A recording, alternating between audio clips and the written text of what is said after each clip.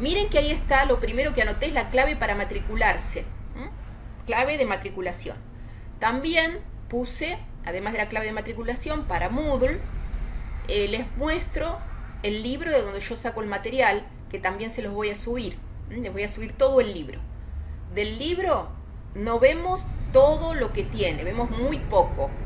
Y cómo sé lo que veo y lo que no veo, con esto que yo les hago. Yo saco PDFs que vamos a ir mostrando y que ustedes les va a seguir como guía. Bueno, primero vamos a hacer un pequeño repaso general. Tal vez no sea tan repaso, tal vez haya cosas que ustedes no conocen. Y todo este tema es el que va a tener que ver con la resolución de los problemas de la guía 1 y con la resolución de la primera evaluación. Ese es el capítulo 2 del libro. Bueno, ahí ven que puse la clave de matriculación para Moodle también. Y muy brevemente, solamente por una cuestión histórica y para que sepan, vamos a hablar de estructura atómica, de átomos, de dimensiones de átomos, pero no nos vamos a meter en todos los descubrimientos que nos llevaron a conocer la verdadera naturaleza de la estructura atómica. Yo pongo ahí unas figuras, las paso rápido, porque todo eso que está muy extenso en el libro, los descubrimientos de Thomson, Rutherford, todo lo que tiene que ver luego con lo que ayudó a más cercanos al siglo XX, lo que ayudó a dilucidar la estructura atómica, no lo vamos a ver. En el libro tienen mucha información de eso, nosotros no lo vamos a ver. Lo que sí tenemos que recordar de esa estructura atómica, aquí está esta figura, vamos a acordarnos siempre de esto. Un átomo es un núcleo, ahí está en celeste, ustedes lo ven bien pequeño en comparación a lo que es todo el átomo. El núcleo pequeño, concentrado, donde están los protones y los neutrones y donde se halla concentrada toda la masa del átomo. Y ahí en rosa estaría la nube electrónica, lo que ocupan los electrones. En la teoría moderna no hablamos de órbitas para los electrones, sino decimos que esos electrones que ahí están en forma muy genérica en esa nube electrónica rosa, se encuentran en orbitales. Así que para nosotros un átomo es un núcleo con protones y neutrones y una nube electrónica donde los electrones se ubican en orbitales. Eso es lo que nosotros tenemos que saber de estructura atómica. Si van al libro van a ver que están los modelos anteriores, que ahí sí van a ver el modelo planetario porque había órbitas, pero bueno, llegamos a este modelo donde hay un núcleo concentrando la masa pequeño en relación a lo que es todo el átomo, la nube electrónica y los orbitales donde se ubican los electrones. Ahí tienen algunas dimensiones, nos tenemos que familiarizar aquí con esta medida que acá está puesta con la A, con el redondelito, con el techito ahí redondo arriba. Armstrong es una medida empleada para estas mediciones de tamaños de átomos. También tenemos que familiarizarnos a los picómetros y a los nanómetros. No usamos para átomos ni metro, ni centímetro, ni milímetro, ni micra. Necesitamos ir ahí a estas unidades que ustedes en cualquier tabla pueden ver la conversión entre una y otra o a metros si es que lo necesitamos. Pero aquí un poquito la idea de las dimensiones de un átomo general, ¿no? Fíjense, de 1 a 5 Armstrong mide todo, esto es todo lo que mide el diámetro del átomo, y 10 a la menos 4, un orden de magnitud menos, en celestito el núcleo. Debemos recordar, si no lo saben lo repasan, que cuál es la naturaleza de los protones, de los neutrones, de los electrones, cuál es la carga positiva, negativa, neutra y la masa. Eso lo buscan en tablas, lo tienen. Y bueno, aquí un poquito resumido lo que les digo, la carga y la masa de las partículas subatómicas. Con eso nosotros deberíamos manejarnos. Eso es lo que necesito que ustedes sepan de modelo atómico. Pero muy importante ahora que ya lo vieron, creo que ustedes han hecho el curso de Química General con el profesor Brigante, esto lo deben haber visto, pero lo volvemos a repasar porque lo tenemos que trabajar ahora también. Para un átomo, acá elegimos el carbono, de ejemplo, tenemos el símbolo del carbono, eso está todo en la tabla periódica. ¿Qué información sacamos de la tabla periódica? Este número 12 y 6. El 12 es el número de masa, que ustedes en el curso nivelatorio empleaban la letra A mayúscula, que tiene que ver con el número de protones y neutrones. Y ese, que es el 6, que es el número atómico Z mayúscula, es el número de protones. En el átomo neutro coincide con los electrones, pero en realidad ese número atómico Z es el número de protones. Ahí en el libro dice o de electrones, eso solo vale cuando el átomo es neutro. Es un poquito de repaso. Bueno, ahí el concepto de isótopo lo volvemos a ver porque tiene importancia. Yo voy a hacer alguna pregunta después en la evaluación de los isótopos de hidrógeno. Acá vemos en ejemplos, vamos a entender bien lo que son los isótopos, que tal vez ustedes también ya lo vieron. Acá lo tengo. El carbono, todo, si es carbono y tiene este símbolo químico, el número Z, el número atómico es 6. Acá no está puesto, pero es 6, 6, 6, 6. Sin embargo, estos carbonos presentan un número diferente de A, un número másico, 11, 12, 13, 14. Todos son carbono porque todos tienen el mismo número Z, que acá está, número de protones, 6, 6, 6, 6. Y en el átomo neutro, mismo número de electrones. Sin embargo, si A es diferente, que es la suma de neutrones más protones, eso significa que lo que varía es el número de neutrones. Miren, 5, 6, 7, 8. De la suma de estos dos, del número de protones y de neutrones, me sale este número, en este caso 11, que es el número másico. 6 más 5, 11, 6 más 6, 12.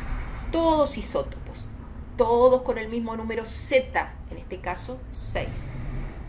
Si el átomo es neutro, todos con el mismo número de electrones y diferimos en el número de neutrones. Así que ahí entendemos lo que son isótopos. Aquí en esta tabla hay 1, 2, 3, 4 isótopos del carbono.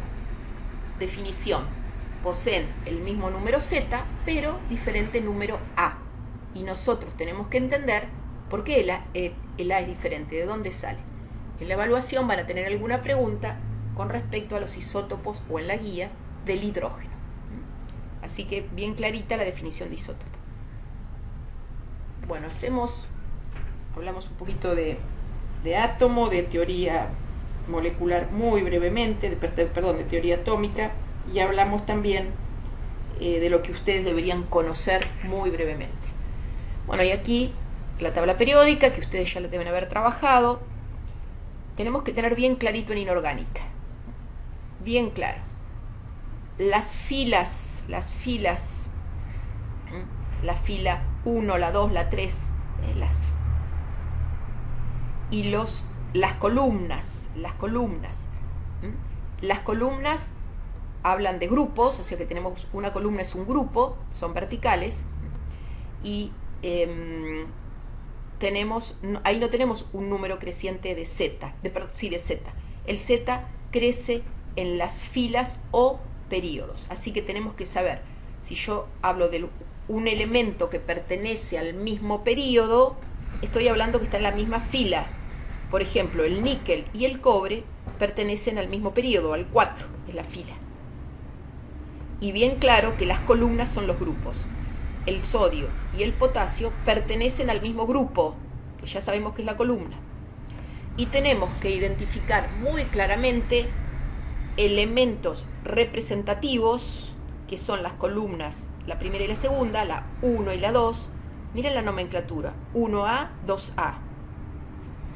Estos son elementos representativos junto con todo este bloque que señalo acá, que son la columna 3A, 4A, 5A, 6, 7A. Esos son los elementos representativos, el bloque representativo.